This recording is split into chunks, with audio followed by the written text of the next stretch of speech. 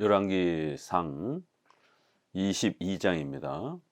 아람과 이스라엘 사이에 전쟁이 없이 3년을 지냈더라. 셋째 해에 유다의 여호사밧 왕이 이스라엘 왕에게 내려가매 이스라엘의 왕이 그의 신하들에게 이르기를 길랏 라못은 본래 우리의 것인 줄을 너희가 알지 못하느냐.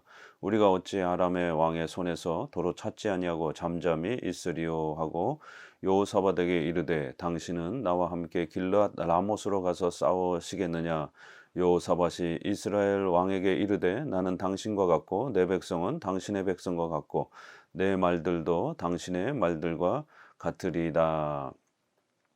하나님께서는 북이스라엘의 가장 악독한 왕이었던 이제 아합 왕을 심판하고 죽음으로 하나님께서 형벌하시기 위해서 이제 마지막 아합이 죽는 또 이러한 모든 과정을 어떻게 하나님의 섭리 속에서 놀랍게 또 이끌어 가시는지를 우리에게 가르치면서 악인은 반드시 하나님 앞에 심판과 벌을 받는다라고 하는 성경의 엄중한 경고를 우리에게 또 가르치고 있습니다. 잠시 악인들이 흥왕하고 또 악인들이 잘 되는 것 같을지라도 하나님께서 모르시거나 무능력해서 방치하시는 것이 아니라 하나님의 계획과 섭리 아래서 더 큰 심판을 행하시기 위한 더 큰 형벌을 가하시기 위한 그러한 또 하나의 과정임을 섭리의 또 역사요 인도하심임을 성경은 우리에게 가르치고 있습니다. 이제 3년 만에 다시 아람과 전쟁을 이제 시작을 하는 과정을 소개하고요. 여기 이제 남유다의 여호사밧 왕과 연합 전쟁을 통해서 아람을 공격하는 장면이 나옵니다. 이 여호사밧은 남유다에 있어서 종교 개혁을 일으킨 아주 유명한 세 명의 왕을 꼭 기억해야 됩니다. 아사 왕, 그 다음에 여호사밧, 그 다음에 말년에 이제 남유다가 멸망 직전에 이제 요시야 왕, 이 세 분은 참으로 훌륭한 분으로 평가가 되고 특별히 남유다를 중심으로 해서 종교 개혁을 단행한 아주 그러한 훌륭한 왕으로 평가가 됩니다. 우상 숭배를 척결하고 성전과 이러한 제사를 회복하려고 애를 쓰고 또 윤리적인 이런 부분에 있어서 동성애라든가 이런 부분들을 척결하는 이러한 중요한 기준들을 개혁하려고 하는 이러한 모습을 보이면서 성경에서는 이러한 개혁을 단행한 왕을 훌륭한 왕으로 또 이렇게 평가를 합니다. 그런데 이제 여호사밧 생애에 있어서 큰 실수 중에 하나는 바로 이 북쪽에 아합과 이세벨의 딸인 아달랴를 며느리로 그렇게 맞이합니다. 바로 그러므로 인해서 이 아달랴가 결국 남유다에 엄청난 피해를 끼치고 우상 숭배를 또 가져다가 남유다에 퍼뜨리고 이러한 악을 행하는 결정적인 남유다를 공격하고 파괴하는 교회를 무너뜨리는 아주 무서운 그러한 불신자 여자로서 이렇게 활동을 합니다. 이러한 믿지 않는 그러한 불신자의 며느리를 여호사밧이 그렇게 세우면서 결국 남유다를 어렵게 만든 이러한 실수가 나옵니다. 그래서 결국 혈연지간에 이러한 북쪽과 남쪽이 이러한 그 정치적 결혼을 하면서 결국 북쪽의 악에 여호사밧이 참여하게 되는 이러한 그 실수들을 하게 되는 것이죠. 그래서 여호사밧의 생애 속에서 참으로 안타까운 이런 또 실수들은 또 이런 몇 가지가 소개가 되면서 결국 본문에서도 북쪽 아합 왕과 연합하는 이러한 잘못을 범합니다. 이 잘못 때문에 결국 여호사밧은 아람 전투에서 죽을 뻔한 또 이러한 위기를 겪기도 합니다. 5절 여호사밧이 또 이스라엘 왕에게 이르되 청하건대 먼저 여호와의 말씀이 어떠하신지 물어보소서. 이스라엘 왕이 이에 선지자 400명을 좀 모으고 그들에게 이르되 내가 길랏 라못에 가서 싸우랴 말랴. 그들이 이르되 올라가소서. 주께서 그 성읍을 왕의 손에 넘기시니이다.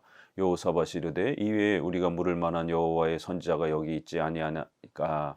이스라엘 왕이 여호사밧 왕에게 이르되 아직도 이물라의 아들 미가야 한 사람이 있으니 그로 말미암아 여호와께 물을 수 있으나 그는 내게 대하여 길한 일을 예언하지 아니하고 흉한 일만 예언하기로 내가 그를 미워하나이다. 여호사밧이 이르되 왕은 그런 말씀을 마소서. 이스라엘 왕이 한 내시를 불러 이르되 이물라의 아들 미가야를 속히 오게 하라 하니라.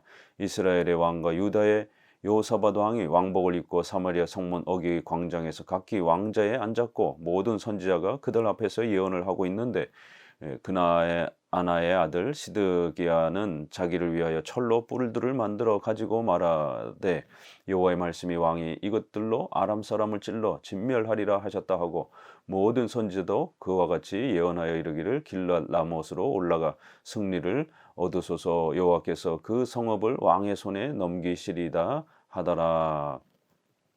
그래도 이제 여호사밧은 남쪽에 종교개혁을 일으킨 그러한 세 명의 왕 중에 해당이 될 정도로 훌륭한 왕이었기 때문에 비록 실수는 있었지만 이제 이 아람 전투를 앞두고 이러한 중요한 국가의 전투를 앞두고 적어도 하나님께 기도해 봐야 되고 또 하나님의 메시지를 전하는 선지자의 또 이 의견을 들어봐야 된다라고 이렇게 신앙적인 조언을 아합 왕에게 제시를 합니다.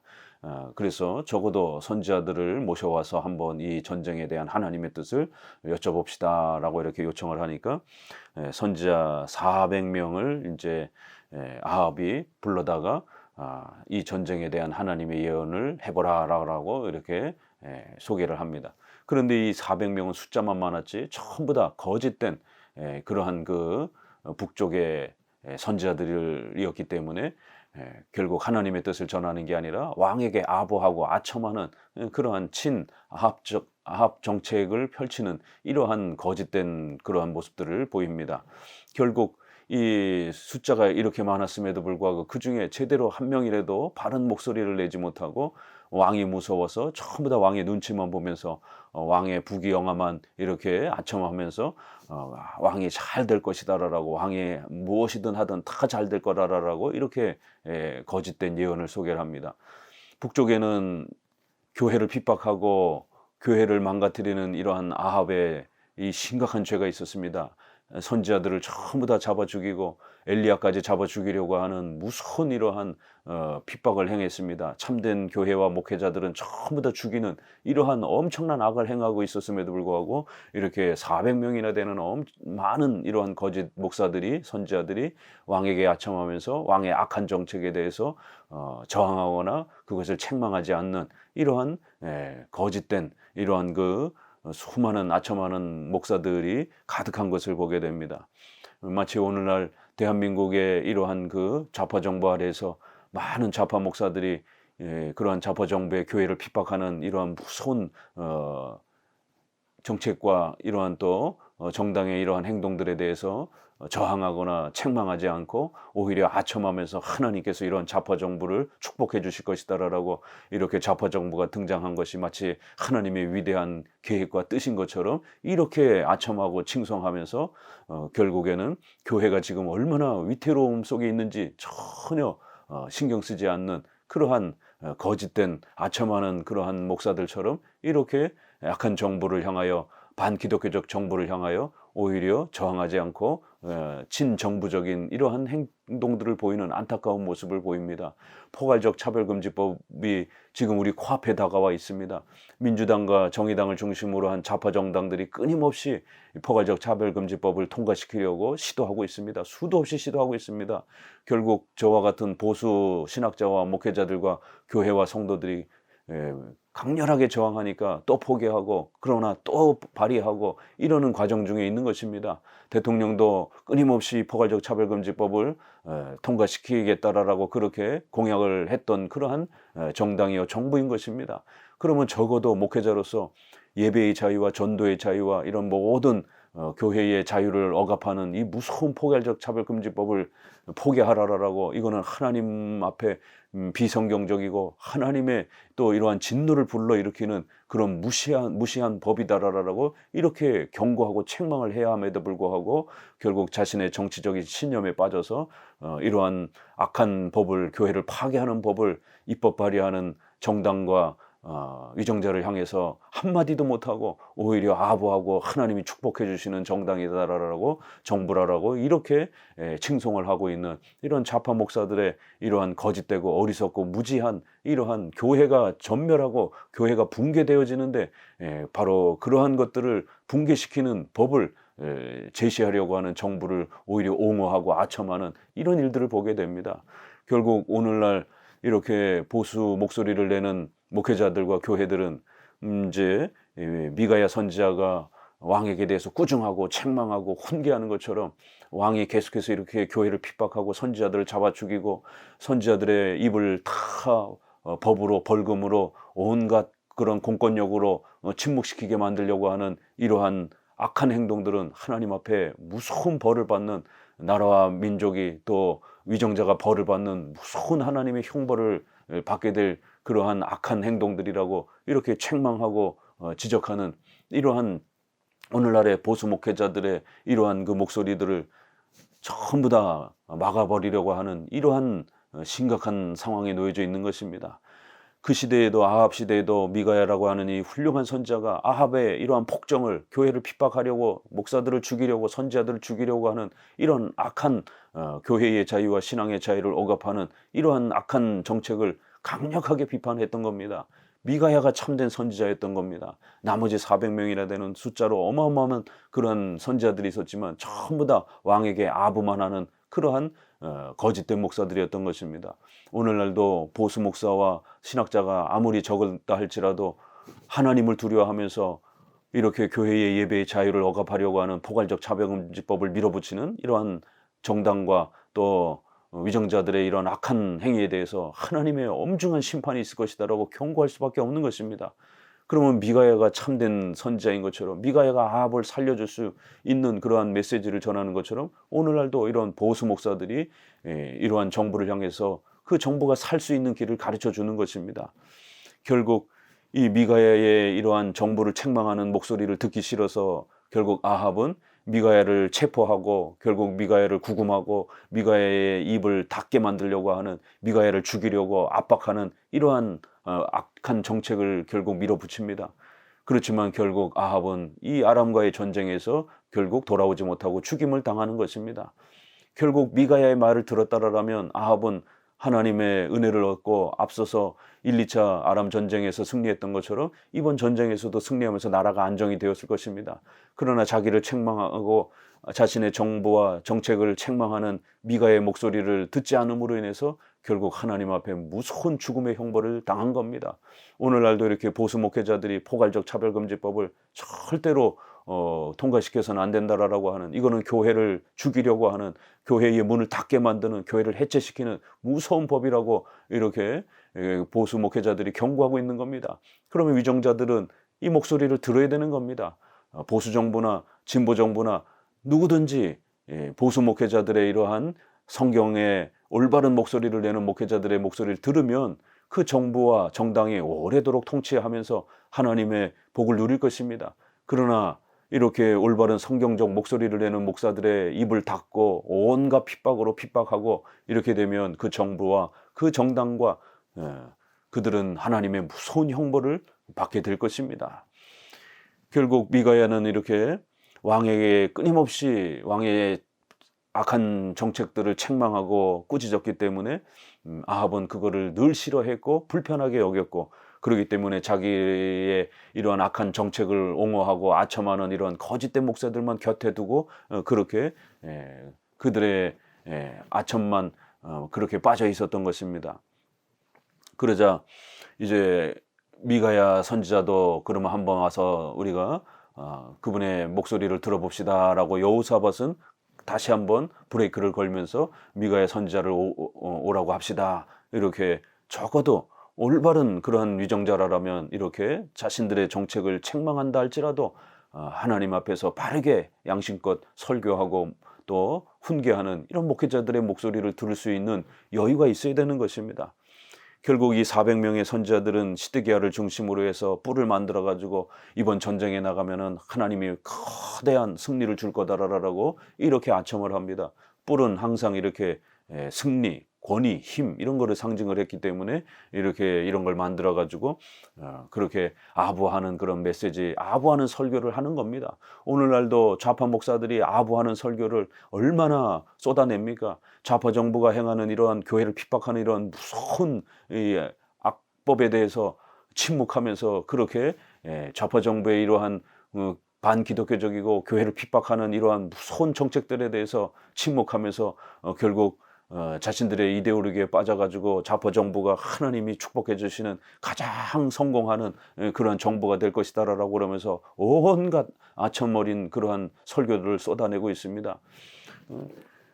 고신의 유명한 그러한 교수가 그렇게 창세기 1장에 이러한 빛이 있으라라고 하는 이 말씀을 한문으로 제명, 있을제, 밝을명 이렇게 해가지고는 창세기에서도 이렇게 이재명 후보가 대통령으로서 하나님이 예비하신 그런 대통령이라고 이렇게 대통령이 되기 전에도 그런 발언을 이러한 그 고신의 교수가 농담으로 했는지 뭐 진담으로 했는지 그렇게 발언을 해가지고 아주 그것이 물의를 일으켰습니다.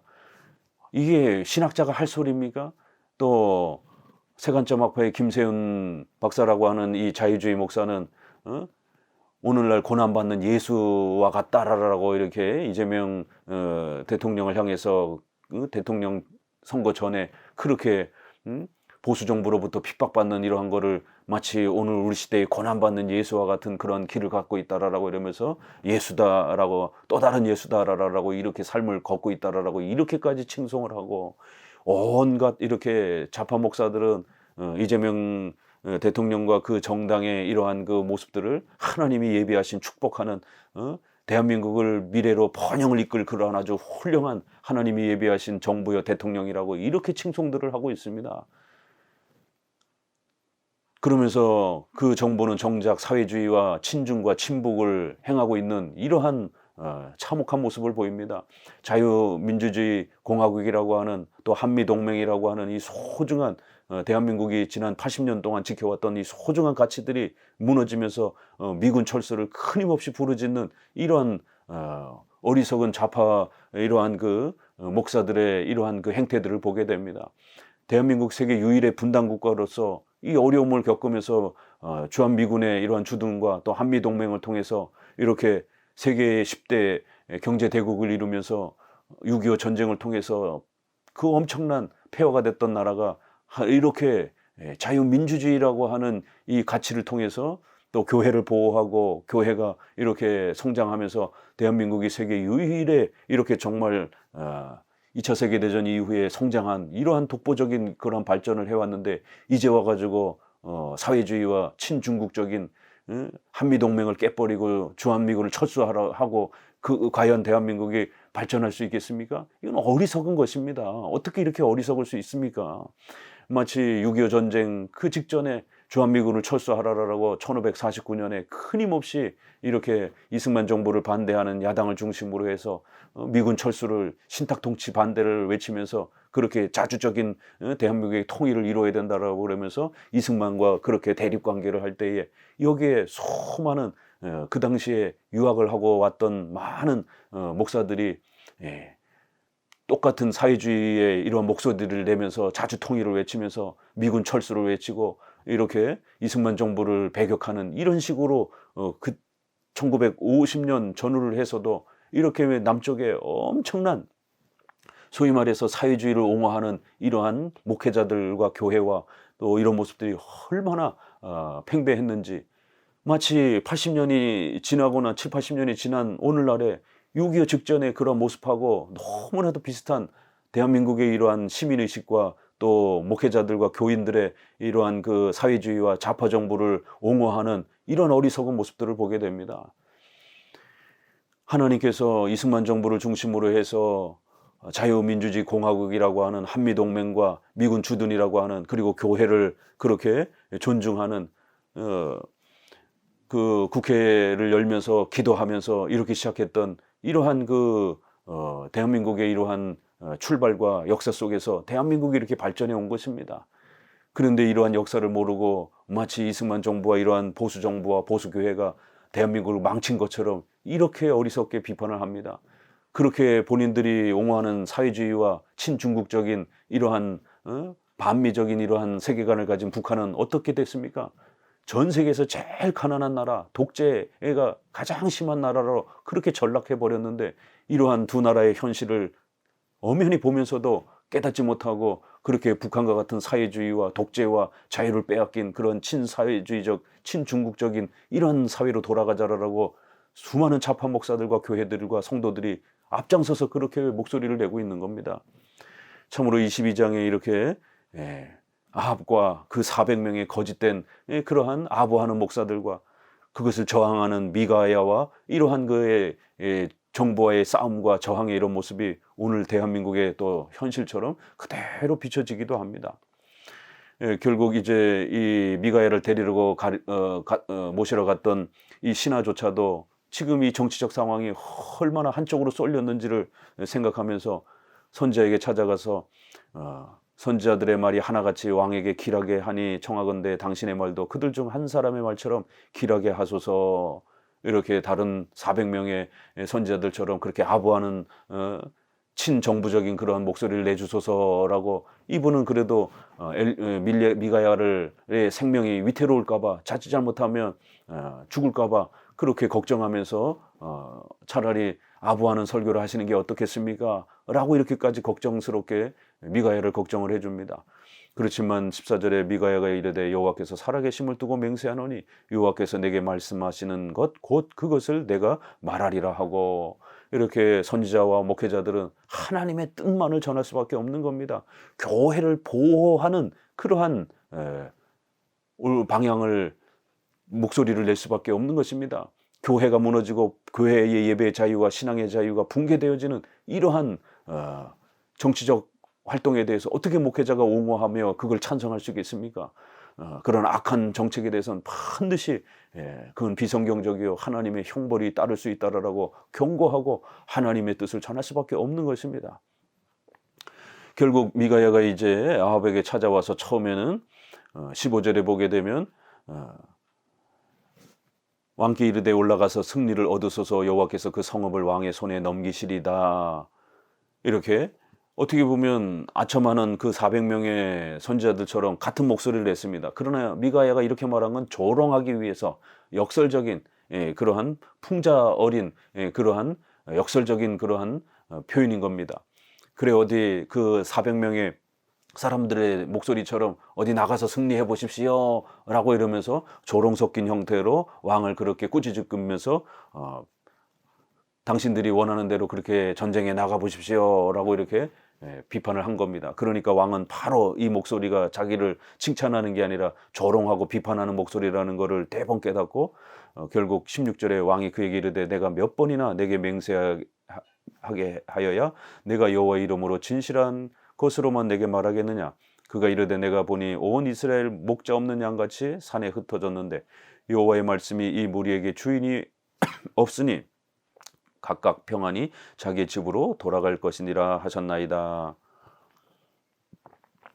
결국 아합 왕은 화가 나서 왜 끊임없이 나를 비판하는 이러한 목소리만 내느냐, 나를 좀 칭찬하고 도와주는 그런 목소리를 내주면 안 되냐라고 이러면서 화를 냅니다.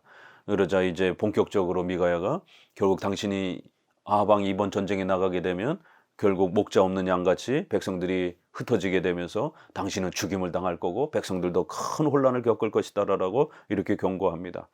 그러면서 이제 이러한 일들이 벌어지게 된 하나님의 신비로운 그러한 메시지를 전합니다. 19절에 내가 보니 여호와께서 그의 보좌에 앉으셨고 하늘의 만군이 그의 좌우편에 모시고 서 있는데 여호와께서 말씀하시기를 누가 아합을 깨어 그를 길랏 라못에 올라가서 죽게 할꼬 하시니 하나는 이렇게 하겠다 하고 또 하나는 저렇게 하겠다 하였는데 한 영이 나와 여호와 앞에 서서 말하되 내가 그를 꾀겠나이다. 여호와께서 그에게 이르시되 어떻게 하겠느냐 이르되 내가 나가서 거짓말하는 영이 되어 그의 모든 선지자들의 입에 있겠나이다. 여호와께서 이르시되 너는 꾀겠고 또 이르리라 나가서 그리하라 하셨은즉 이제 여호와께서 거짓말하는 영을 왕의 이 모든 선지자의 입에 넣으셨고 또 여호와께서 왕에 대하여 화를 말씀하셨나이다. 결국 하나님의 신비로운 작정과 섭리의 계획을 소개해 줍니다. 하나님 보좌 앞에 여러 천사들이 이렇게 이제 서 있는데 하나님께서 명령을 합니다. 이 아합을 죽이기 위해서 이제 심판하시기 위해서 하나님이 역사하실 텐데 너희들은 어떻게 이 아합을 죽이겠느냐 한번 계획을 제시해봐라 라고 이렇게 소개하는 장면이 나올 때 한 영이 나와서 거짓말하는 그러한 형태로 목회자들을 속여서 수많은 거짓 목사들이 선지자들이 아합에게 아첨하게 하면서 아합이 교만함과 욕심에 그렇게 취해가지고 이번 전쟁에 나아가서 아람에게 죽게 만들겠습니다. 결국 결정적인 방법은 결국 거짓 목사들을 사용하겠습니다. 이렇게 여기에는 이제 사탄과 악한 영이 나와서 아합을 그렇게 한번 죽여보겠습니다라고 이렇게 제안을 하는 장면이 나옵니다. 그러자 하나님이 그걸 허락하시는 것입니다. 그래 어디 한번 해봐라 라고 이렇게 허락하시면서 거짓된 목사들을 이용을 해서 거짓말을 그렇게 왕에게 쏟아내면서 왕이 부귀영화를 누리고 승리할 것이다 라고, 왕은 지금 착하라고 있습니다. 왕이 지금 교회를 핍박하는 이러한 선지자들을 잡아 죽이는 이러한 모든 정책들은 훌륭한 정책입니다. 하나님이 축복해 주는 정부입니다. 하나님께서 이 정부를 통해서 번영을 이룰 것입니다. 이렇게 온갖 아첨과 거짓말로 그렇게 해보도록 허락하는 겁니다. 이게 무서운 것입니다. 결국 왕에게 쓴소리를 한마디라도 하는 선지자가 있다라면 왕이 깨닫고 회개할 수 있는 기회가 있는데, 주변에 왕을 책망하는 목회자는 한 명도 없고 전부 다 아부하는 목회자들만 그렇게 가득 차다 보니까 결국 왕이 그 말에 속아가지고 결국 죽임으로 자신을 몰아가는 이러한 잘못된 결정을 내리는 이런 실수들을 하게 되는 겁니다. 오늘날도 이렇게 좌파 정부의 주변에 수많은 좌파 목사들만 가득하면서 교회를 핍박하는 포괄적 차별금지법을 이렇게 시도하는 정부인데도 불구하고 주변에 수많은 좌파 목사들이 왕의 이러한 정책에 대해서, 행동에 대해서 칭찬하고 하나님이 도와줄 거다라고, 하나님이 함께할 것이다라고 이렇게 온갖 아부를 떨면서 이렇게 왕이, 대통령이 잘못 속아서 정책을 펼치도록, 교회를 핍박하는 이런 정책을 펼치도록 그렇게 주변에서 거짓된 아첨을 하는 이러한 일들로 악한 영이 좌파 목사들을 사용하는 것입니다. 이거 오늘 우리 시대로 그대로 대입해도 적용이 되는 그러한 내용들입니다.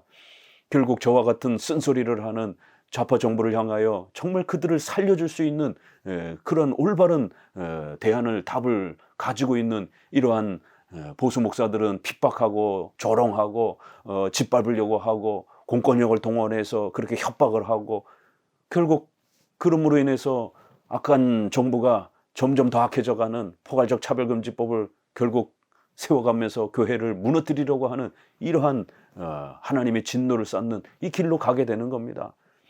결국 사탄과 악한 영들은 이렇게 거짓 목사들을 사용해서 정부를 무너뜨리는 이런 일들을 행한다라는 겁니다. 오늘날도 이렇게 과연 누가 참된 목회자인가?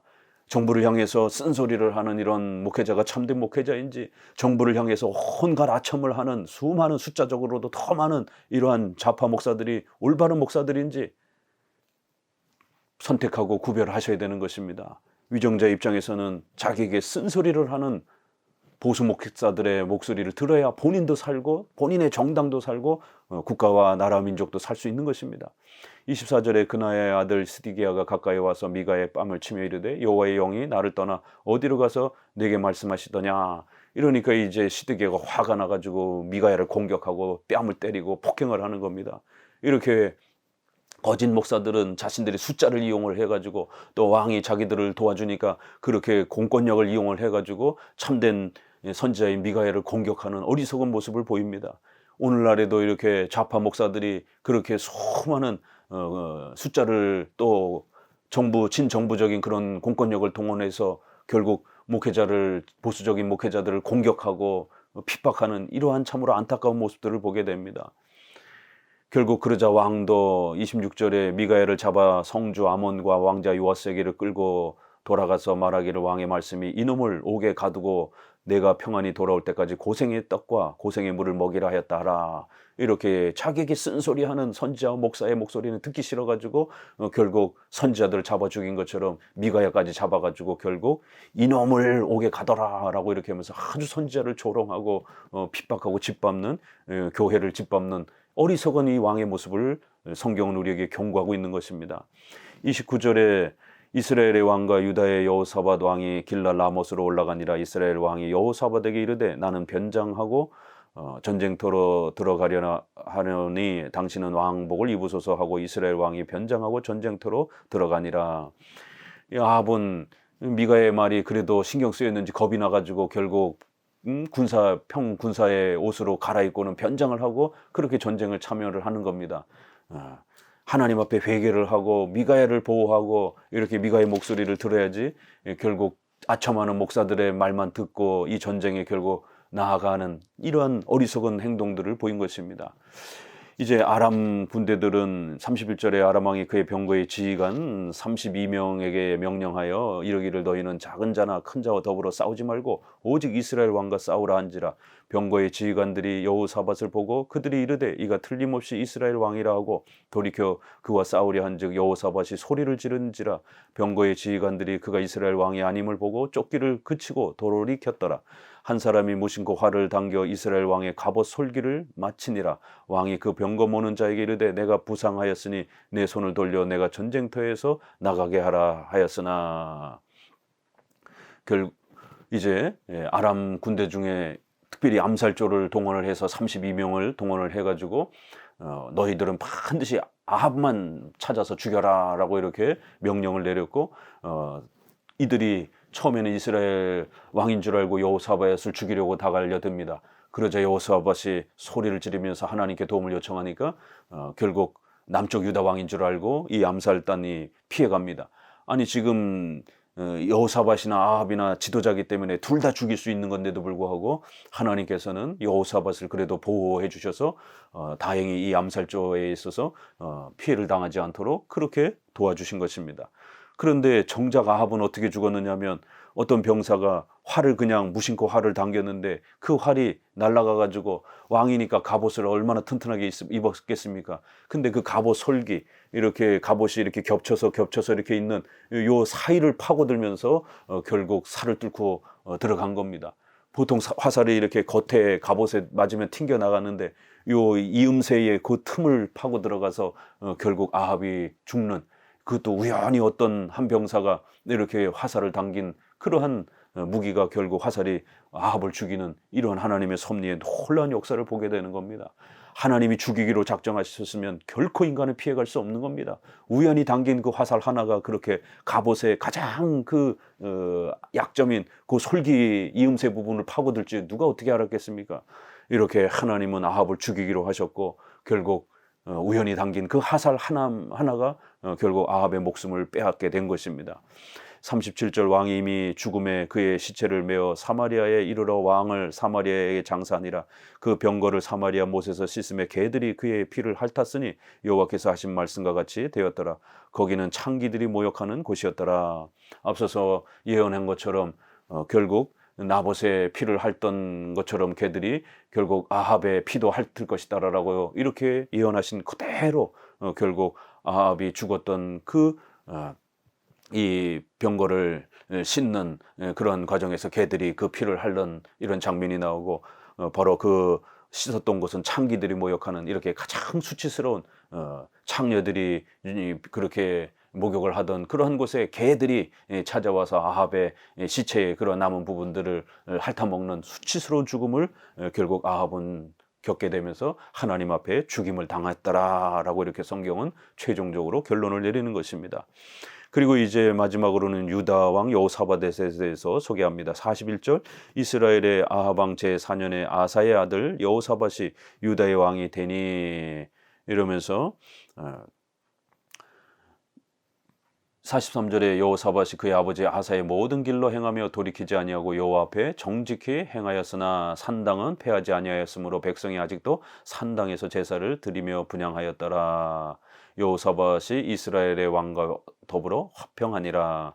이렇게 여호사밧은 훌륭한 그러한 종교개혁을 단행했고 우상 숭배를 폐지하면서 이렇게 많은 개혁을 했는데 그 중에서 산당은 폐쇄하지 못하는 또 이러한 약점도 있었고 또 북이스라엘 왕과 화친을 맺으면서 이렇게 실수한 이런 부분도 그의 생애에 몇 가지 또 장점과 또 실수들을 소개합니다.